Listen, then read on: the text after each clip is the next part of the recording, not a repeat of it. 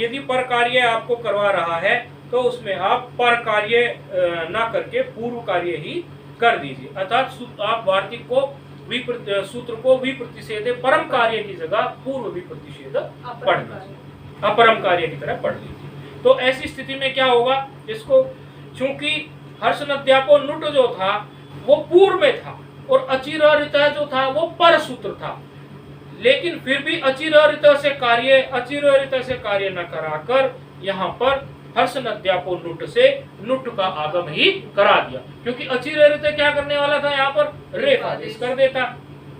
तो रेफ आदेश करने की स्थिति में यहाँ पर फिर नुट नहीं होता, तो इसलिए नुट का आगम यहाँ करा दीजिए। नुट का आगम होगा तो ही बन जाएगा तीसरी धन ना।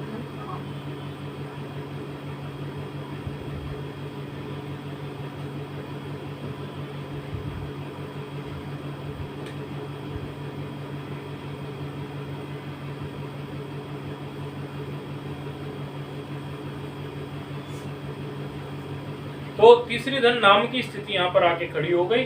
तीसरी धन नाम की स्थिति में हम देखते हैं कि हमें नामी सूत्र प्राप्त होता है जब हमारा आम को नुट का आगम हो जाता है, अर्थात नाम पर हो जाता है, और नामी सूत्र क्या करता है, दीर्घ कर देता है, अर्थात इस तीसरी को तीसरी बना देगा वो, लेकिन वह हमें अभी अभिष्ट नहीं है, अर्थात हम इसको दीर्घ नहीं बनाना चाहते हैं। पाणिनि जी इसको दीर्घ बनाकर ऐसा रूप सिद्ध करना नहीं चाहते हैं, क्योंकि ऐसा रूप अभिष्ट नहीं है, इसलिए एक और सूत्र उसका बाध कराने के लिए निषेध सूत्र आ जाता है।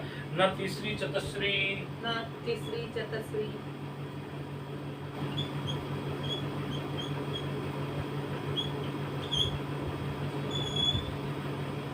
न तीसरी चतस्री। 6-4 कितना है, 6-4-4।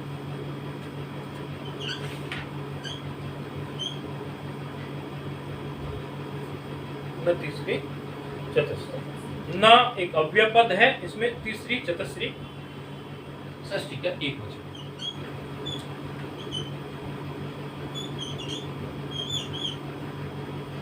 तो तीसरी धन नाम की स्थिति में तीसरी चतस्री क्या कहता है, नामी का निषेध करता है।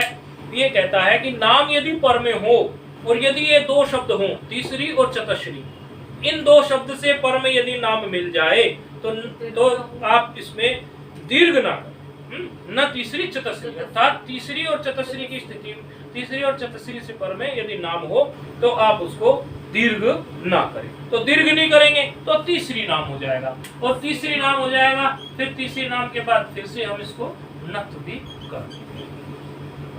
रूप क्या बन जाएगा, नत्व किससे हुआ, अनत्व, मूर्धन्य किससे आदेश हुआ, ये बताओ। वार्तिक से हुआ। क्या वार्तिक था,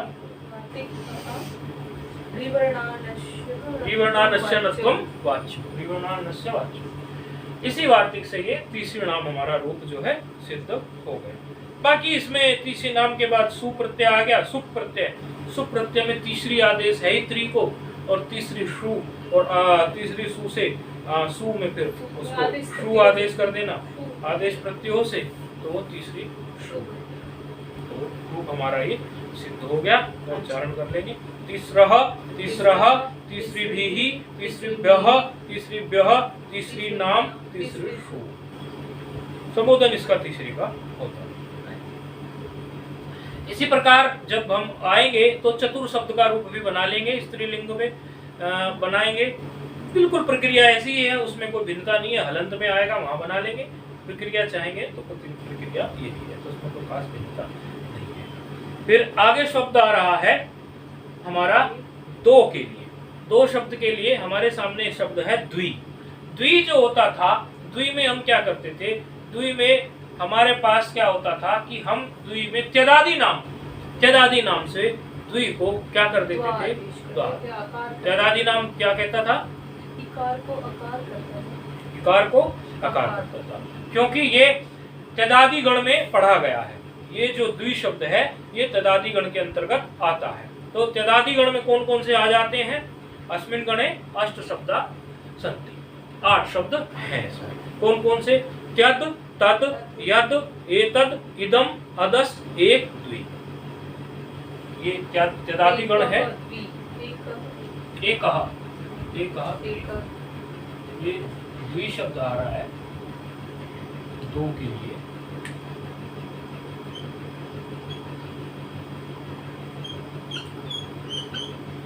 तदादि गण का है और तदादि गण के लिए हमारे सामने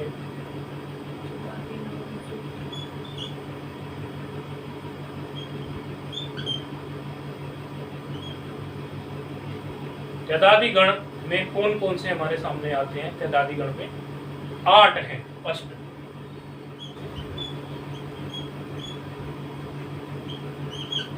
कौन कौन से हैं? 8। त्यद,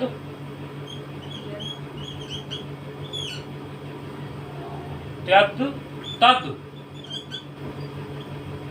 यद, त्यद, तद, यद, एतद, इदम, अदस,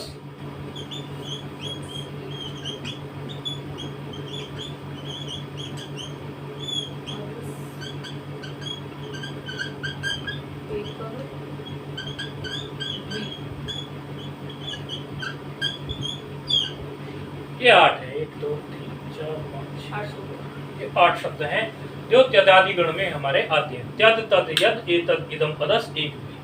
तो इन त्यदादि गणों के लिए त्यदादि नाम सूत्र क्या करता है? त्यदादि नाम सूत्र कहता है कि त्यदादि गण में जो शब्द हो उनमें विभक्ति परे होने पर उनको अकार आदेश हो जाएगा। अभी हमारा द्वि शब्द है क्योंकि ये सब तो हलंत हैं। त्यद, तद, यद, एतद, इदम ये सब हलंत शब्द हैं, तो हलंत में इनका रूप बनाएंगे। अभी हमारे सामने द्वि शब्द है। द्वि शब्द में क्योंकि अलवंतस्य से इकार को यकार आदेश होगा तो क्या बन गया हमारा? द्वा। और द्वा में फिर से हम स्त्रीत्व की विवक्षा करेंगे क्योंकि हमारा क्या चल रहा है? स्त्रीलिंग प्रकरण। स्त्रीलिंग प्रकरण के अनुसार हम द्वा में फिर से स्त्रीत्व की विवक्षा करेंगे। स्त्रीत्व की विवक्षा में हम इसमें टाप प्रत्यय करेंगे। तो टाप प्रत्यय हमारा जो होगा अजादियत टाप से टाप प्रत्यय के बाद ये हमारा बन जाएगा द्वा शब्द। टाप प्रत्यय के बाद अजादियत टाप से द्वा शब्द। अब द्वा शब्द जो है ये टाबंत अंग आबंत हो गया। अब इसमें हम सामान्य जो है चूंकि ये केवल द्विवचन में चलेगा तो द्विवचन के प्रत्यय लगा के रूप बनाते चले जाएंगे। तो द्वाधन औ की स्थिति है। द्वाधन औ की स्थिति में हमने कौन सा पढ़ा था सूत्र? औ की स्थिति में औंगापह। औंगापह, औंगापह क्या कर देगा इसको? She Adesh. शी का ई आद गुना क्या बन जाएगा? द्वे। द्वितीय विभक्ति में भी द्वे बन जाएगा। और अगली 3 विभक्तियों में द्वाभ्याम, द्वाभ्याम, द्वाभ्याम। उसके आगे द्वा है तो द्वा में फिर क्या होगा? ओस। द्वाधन ओस की स्थिति में क्या होगा? द्वाधन क्या होगा? आंगी चापा। वो क्या करता है? आंग की स्थिति में और ओस की स्थिति में ही कार्य करता है। क्या करता है? वो एकार कर देता है। तो द्वा को एकार कर देगा तो द्वे हो जाएगा और फिर हम लगाएंगे एचो यवा तो उससे क्या बन जाएगा? ये ओस। तो क्या हो जाएगा हमारा? द्वयोहो। संबोधन इसमें होता है। अब आपने एक चीज देखी होगी कि यहाँ पर द्वयोहो, हाँ कितने रूप बने हमारे? द्वे द्वे, द्वाभ्याम, द्वाभ्याम, द्वाभ्याम, द्वयोहो, द्वयोहो। इस तरह से हमारे ये रूप सिद्ध हो गए। अब आगे इसके बाद द्वाभ्याम, हाँ द्वे द्वे, द्वाभ्याम, द्वाभ्याम, द्वयोहो, द्वयोहो। आगे शब्द आ रहा है गौरी। गौरी शब्द जो है, गौरी शब्द गौर शब्द है। गौर शब्द से ये शित गोरादिभ्यस्य सूत्र द्वारा गीश प्रत्यय होता है। आगे स्त्री प्रकरण में आप पढ़ेंगे, ये स्त्री प्रकरण में शित गोरादिभ्यस्य सूत्र आएगा, वहां उससे गीश प्रत्यय होता है। जब गीश में इकार मात्र शेष बनता है तो भय संज्ञा ककार का लोप हो जाने से फिर यहाँ पर ये बन जाता है गौरी। तो गौरी शब्द का अर्थ होता है पार्वती। नित्य स्त्रीलिंग ये गौरी शब्द है। गौरी शब्द जो है यह नित्य स्त्रीलिंग शब्द है। नित्य स्त्रीलिंग शब्द है, इसकी नदी संज्ञा हमें प्राप्त है। ठीक है, गौरी शब्द की नित्य स्त्रीलिंग होने के कारण यू स्त्रीआख्याओ नदी न्यूस्त्र्याख्यो नदी से हमें नदी संज्ञा प्राप्त है। प्रथमा के एक वचन में हमारा सुप्रत्यय आएगा। सुप्रत्यय में चूंकि इसको नदी संज्ञा प्राप्त है तो सकार का लोप करने के लिए हल ज्ञाव्यो दीर्घास प्रयुक्त हल से इसकी हमारा सु का लोप हो जाएगा। तो रूप हमारा क्या रह जाएगा? गौरी। यही रूप हमारा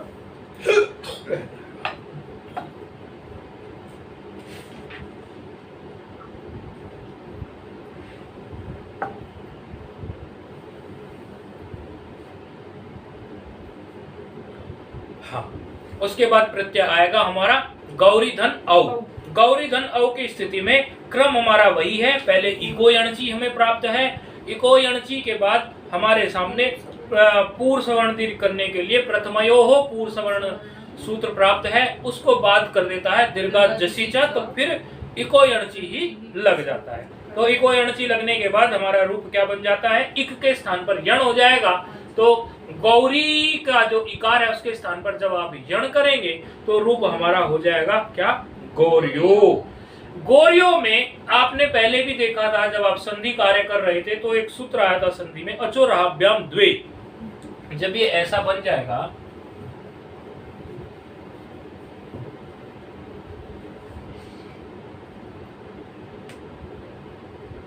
गौर ऐसा, किसमें बना ये? प्रथमा गौर। ऐसी स्थिति में गौरियों की स्थिति में यहाँ पर आप देखेंगे कि गौरियों में हाँ अचोराभ्याम द्वे से अचोराभ्याम से, क्योंकि यकार यर में आता है तो अचोराभ्याम द्वे यर को द्वित्व कर देता है। तो यहाँ पर एक रूप ऐसे भी बने। हर जगह जहां भी गौर मिलेगा आपको ऐसे होता चलेगा। तो भले हम उसको नहीं लिखे लेकिन आपको ये समझ लेना है कि यकार द्वित्व भी होता है। इससे अचोराभ्याम